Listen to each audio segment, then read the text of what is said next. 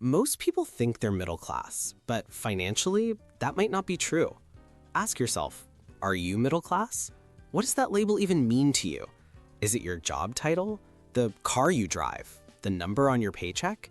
For decades, we've been taught to measure our place in the world by our salary, but that's a dangerous mistake. It's a perception that's leaving millions of people financially fragile without them even realizing it. Many people judge their financial status by income, not by wealth. We see a six-figure salary and assume everything is fine. According to the Pew Research Center, a middle-class income for a household of three can range from around $52,000 to over $156,000 a year, depending on where you live. In a high-cost state like California, that range can stretch past $190,000. But here's the problem. Income is just a flow. It's the money that passes through your hands. It tells you nothing about your actual stability. Wealth is what you keep, not what you earn.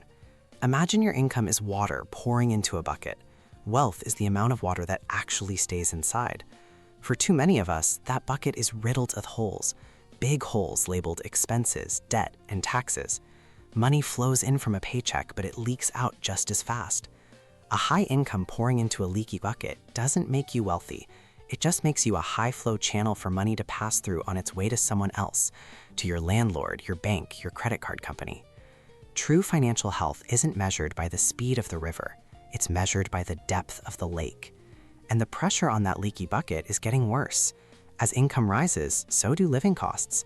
It's a phenomenon often called lifestyle inflation. You get a raise, and suddenly this slightly bigger house seems necessary. The newer car feels like a deserved upgrade.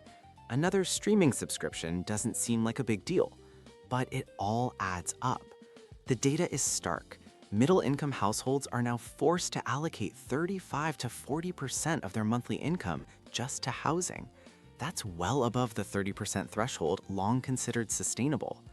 We earn more only to find that our mandatory costs have risen even faster, leaving us feeling like we're running in place. To bridge the gap between the life we want and the one we can afford, we turn to a powerful illusionist, debt. Debt makes people look richer than they actually are. It allows us to have the nice house and the reliable car right now, but it comes at a steep price. Behind the image of success, debt casts a long, heavy shadow shaped like a chain with links labeled mortgage, credit cards, and student loans. Consumer debt in the United States is projected to reach a staggering $18 trillion by the end of this year. Delinquencies on credit cards and auto loans are now higher than they were before the pandemic. Debt is a mortgage on your future income, and that bill always comes due. And while debt loudly takes her future earnings, inflation silently steals her present savings. Every single year, your money loses purchasing power. The $100 in your savings account today will buy fewer groceries, less gas, and a smaller piece of your goals next year. It's a slow, quiet erosion. You don't get a notification when your money becomes less valuable.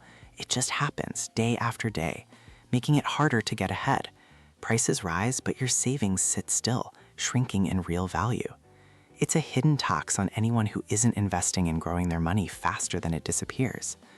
When you put all these pieces together, the focus on income, the rising costs, the mounting debt, the silent theft of inflation, you get a sobering picture.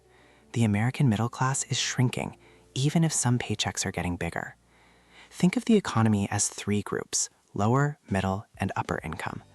Back in 1971, 61% of all US households were firmly in that middle group. Today, that share has fallen significantly. The middle is getting thinner while the lower and upper ends expand. The ladder of economic mobility feels like it's missing rungs. This isn't just a spreadsheet problem, it's a human one. This squeeze creates profound financial fragility. Studies show that most American households couldn't cover an unexpected $1,000 emergency, a car repair, a medical bill, without taking on more debt. This precarity creates a massive psychological burden. It shows up as chronic stress, anxiety, sleep disruptions, and increased conflict within families. It's the heavy, unspoken weight of knowing that you're one bad day, one unlucky break away from a financial crisis. And that feeling is becoming the new normal for millions. So why does any of this matter? Because believing you're financially safe when you aren't is the single biggest risk of all. It's a financial anesthetic. It prevents you from preparing, from making a change, from building a real foundation for your life.